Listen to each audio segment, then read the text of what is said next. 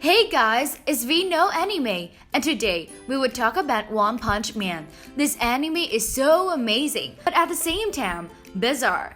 Like particularly Saitama ends every fight in one big ass punch. Well, except the never-ending battle with the final boss, the Mosquito. But some villains can take a blow from our one-hit, one-kill god. Who are they? What are they capable of doing? Let's find out in today's video.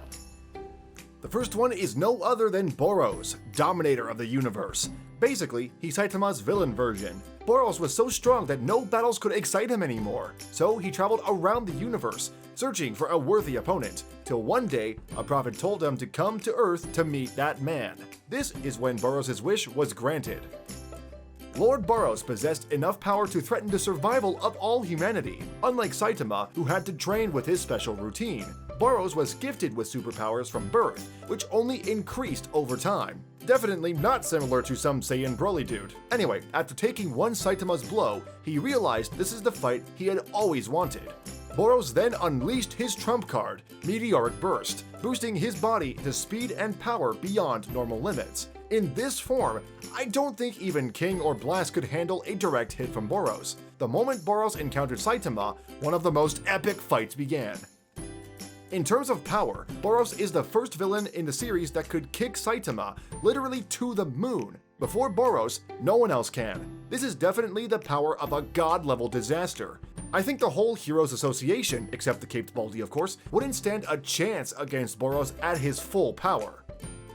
Super Saiyan Meteoric Burst Boros also has his speed vastly augmented. He moved so fast that he appeared as just a purple streak and caused the ship around him to melt just by moving within its vicinity. Moreover, Boros possessed superb regenerative power. Like the rest of his kind, this is the result of being born on a planet with a harsh climate. During the fight, Boros was able to regenerate his whole body instantly after being struck by Saitama's consecutive normal punches. After that, Saitama got serious and decided to use Serious Punch. This time, Boros' regeneration power couldn't help him. Boros wanted to fight an opponent. The Baldy he met is more than that. In the end, Boros died in regret, or should I say satisfaction, knowing that Saitama didn't even need his full power to beat him. They don't say, be careful with what you wish for no reason, right? Anyways, Boros' strength was acknowledged by our protagonist. This fight was revealed a little bit more of Saitama's true power. I would say that Boros is a remarkable villain of the series.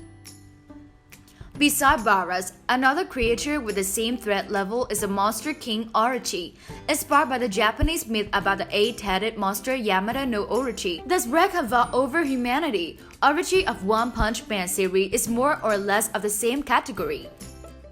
Formerly being human, Orochi was manipulated by the mysterious being Gyoro and turned into a humanoid. It was revealed that his body is made up of a multitude of small, serpent-like dragons, similar to how muscles wrap around the human body. These dragons can grow out of his hands, horn, and even his toe. They can also release formidable powers, like how Yamato no Orochi was born from negative emotions. Orochi was already losing his humanity when he met Gyoro. All of this, combined with Orochi's genius fighting instinct, makes Orochi one of the strongest Dragon Plus monsters. Unlike the one-sided battle between Saitama and Boros, Orochi actually lives up to his title, the King of Monsters. Not only was he able to withstand normal punches from Saitama, but Orochi also made his moves against our protagonist several times. Kings like Deep Sea King really should learn from that. As I've just said, Orochi isn't dumb, as he may look like. With just one look, Orochi mastered Water Stream Rock Smashing Fist to the same level as Garo. He is also the third monster to acknowledge Saitama's power at first glance. But no matter how strong he is, it's One Punch Man that we're talking about, so several punches and enormous fiery blasts later, Saitama launches himself through Orochi's skull, having ripped the Monster King's body to shreds over the course of the battle. Orochi asks Saitama what happened, and Saitama replies that it was just a normal punch. His fractured head then falls into the abyss, not knowing true terror for himself. Orochi's body is then discovered by one of Gyoro's drones just before Gyoro is defeated by Tatsumaki. However, Orochi ultimately survives Saitama's punch. His body, splattered across the Monster Association base, slowly reforms, absorbing all monsters unfortunate enough to come near him. I should also add that it is fortunate that Saitama got to fight Orochi before the rest of S-Class heroes did. The Child Emperor himself said that he did not want to fight Orochi.